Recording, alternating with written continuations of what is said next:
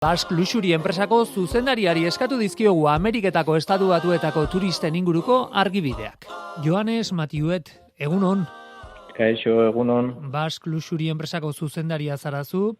Lehendabizi, argitu ezaguzu Basque Luxury enpresak zer eskaintzen duen, nori zuzendutako enpresa den? Bueno, Basque Luxury zerbitzu ezberdinak eskaintzen ditugu. 4 departamentu ezberdin dauzkagu. Alde batetik Basque Luxury magazin aldizkariaren atala, nun egiten duguna da, Euskal Herriari buruzko informazioa ezagutarazi. Bai Euskaldunen artean eta baita kanpotarren artean ere. Beste alde batetik autozerbitzu bat daukagu, gidariekin, eta gero jet pribatu zerbitzua Euskal Herria Europarekin eta Ipar Afrikarekin elkartzeko. Eta gero azkenik helikoptero zerbitzu bat ere eskaintzen dugu. Hegaldi panoramikoak eta gastronomikoak egiteko Euskal Herrian zehar. Bueno, izenak berak esaten du eta luxuzko eskaintza da zuena azken batean hortaz. Bai, azkenean gure zerbitzuak erosteko ahalmen handia duten pertsonei zuzendua daude. Bai. Hoien artean aldaude, Ameriketako Estatu Batuetakoak, alegia zuentzat bezero onak dira, bezero garrantzitsuak dira? Estatu Batuarrak bai, oso turista garrantzitsua dira, batez ere hori asko kontsumitzen duten turistak direlako. Ehunekotan, esango zenuke haiek izaten direla gehienak edo beste herrialde batzuetakoak aurretik daude? Ez dira gehienak, hau da, portzentai aldetik adiz Frantzitik asko turista gehiago jasotzen ditugu, baina bai egia da, gastu aldetik Estatu Batuarrak asko kontsumitzen dutena eta besteak baino gehiago kontsumitzen dutela. Eta horregatik da interesgarria, eta nik uste dut Euskal Herrian generalean egiten den apostu hau Estatu Batuarrak bertara ekartzeko, nik uste dut ondo egina dagoela eta zentzu horretan joan behar gerala lantzen. Bikoteak etortzen dira, familiak umeekin, ze perfiletako turista da Ameriketako Estatu Batuetatik gurera etorri eta zuen zerbitzu eskatzen duena?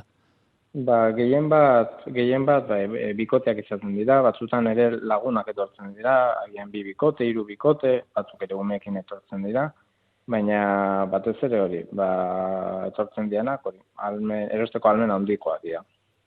Eta esan diguzu zuen balanaren ataletako badela aldizkaria.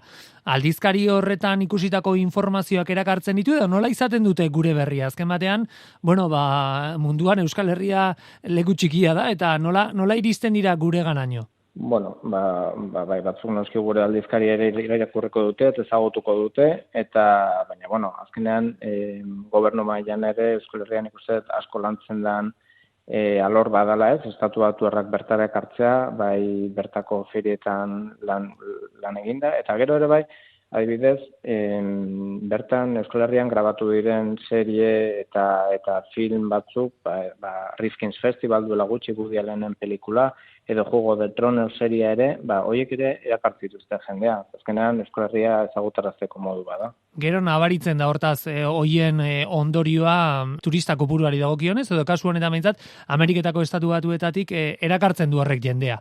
Bai, noski. Bereiek ere azkenean asko kontsumitzen dute, bai, telebista, Netflixeko seriak eta bat, eta hori oso apostu garrantzitsua, eta nik uste ondo egindako apostua dela. Ona etortzen direnean, edo, etorri aurretik egingo dituzte lotura denak, baina zeren bila datoz, zer eskatzen dute, zer ikusi nahi izaten dute? Nik uste 3 ardatz garrantzitsu dauzkagoela Euskal Herrian, ez? Alde batetik kultura, gero gastronomia eta gero eskaintzen diren aktibitateak. Adibidez, kultura aldetik, beraiek generalean Europan bilatzen dutena da, hemen daukagun kultura, mendeetako kultura, ez? Han agian urte gutxiagotako kultura bat daukate orduan, hemen daukagun arkitektura edo tradizioak eta ezagutzea bilatzen dute. Baina, aldi berean ere bai, nik uste gaur egungo kultura ere bilatzen dutela, ez? Hemen Euskal Herrian Bilbon adibidez daukagun Guggenheim museoarekin, edo Txillidalekurekin hemen Hernanin, horrelakoak ere bilatzen dituzte. Eta, gero noski gastronomia aldetik, Arabar Errioxako ardoak, txakolinak ere gero eta garrantzi gehiago dauka, eta gero noski Michelin izarretako jatetxeak eta pintxoak. Eta aktibitate aldetik nik uste bai ari gehala gero eta oferta handiagoa izaten, alde batetik daukagu paisaiak eskaintzen duen aukera guztiak, hondartzara jutea, mendira jutea eta bar. Baina gero, sortzen diena erosketak, ze erosketa egin dezaketen, edo arte asko etortzen dira bai arte erostera. Eta nik uste eremu txiki baten gauza asko egiteko aukera eskaintzen diogula. Eta gero, sortzen diren iniziatiba pribatuak, helikopteroarena, guk eskaintzen dugun zerbitzu berri hori nik uste beti positiboak direla eta beraiek ere eskartzen dituztela, horrelako iniziatiba ezberdinak izatea. Helikopteroa baliatzen dute, plan batetik bestera joateko edo Euskal Herria zerutik ezagutzeko? Begira, hori interesgarria da, dauzkagun bezero gehienak ez dianak Estatu Batuarrak, egite dituztena da, edo ruta panoramiko edo gastronomikoak. Ruta panoramikoa dira, Euskal Herrian zehar, bira bat ematea edo galdi bat egitea. Gastronomikoa dira, Michelin izar jatetxe batera jutea egan eta bertan bazkaltzea, baina kuriosioa da, Estatu Batuarrak eskatze dutela gehien bat elitaxi zerbitzua. Hau da, Euskal Herritik beste puntu batzuetara joatea, edo adibidez Bartzelonatik Euskal Herrira etortzea, edo Arabarra Rioxara joatea, beti Euskal Herritik aterata. Ari gara hitz egiten oso perfil jakin bateko turistari buruz, azken batean diru aldetik hau ez delako 2 euroren truke aterako, zenbateko gastu egin dezake zuenera jotzen duen turista mota honek bere egonaldian eguneko zenbat gastatu lezake gutxi gora bera? Beti begiratu behar da temporadaren arabera eta gero zertan ere gastatzen da. Adibidez, generalean Euskal Herrian turista bakoitzak eguneko 164 euro konsumitzen ditu.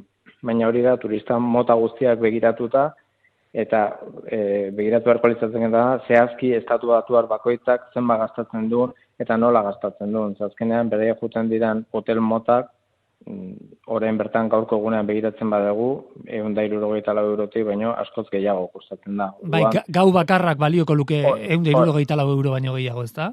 Bai, 200etik gora izaten da gehiago. Orduan, hor ikusten dana da Estatu Batuar horiek gehiago konsumitzen dutela horrelako lekuetan, beraz gastu asko egiten duten pertsona dira. Aipatu duzu urte sasoia, zer dira hauek udarari lotuta etortzen direnak edo urteko edozein hilabeteetan egin dezakete bisita gurera?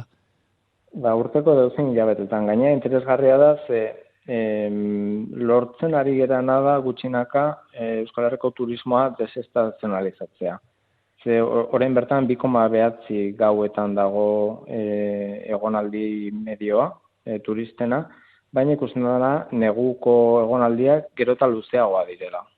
Batzuk 5 egunekoak eta orduan, eta nik uste hori positiboa dela, ez bakarrik pentsatzea udako leku badala, baizik eta jendeak urtean zehar edozein momentutan entorri dituzkela, eta egun asko geratu eta Euskal Herriak gozatu. Etortzen denak errepikatzen du zuenera jotzen duenak? Edo behintzat ahoz ahoko horrek funtzionatzen du eta bate kontatutakoarekin gehiago etortzen direla sumatzen duzue? Ahoz ahokoa beti oso garrantzitsua da. Eta nik uste garrantzitsuena dela, hemendik jendea hemen egon ondoren oso pozik geratzen dela, eta orduan beste kontatzen dira, eta orduan beste ere animatzen dituzte etortzera. Eta batzuk ere errepikatu egiten dute.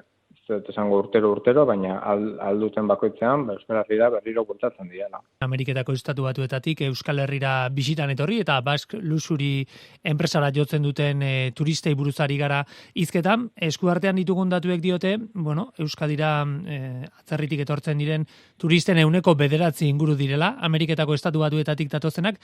Noski, handik datozen guztiek ere ez daukaten nivel hau, Joanes. Ez, baina bai da egia, azkenean soldatak generalean Estatu Batuetan altuagoa direla hemengoak baino, eta orduan konsumitzeko ahalmena beraz handiagoa daukate. Eta hortaz aparte gero daukaten propinak emateko kultura adibidez, hori ere garrantzitsua izaten da zerbitzuen alorrean.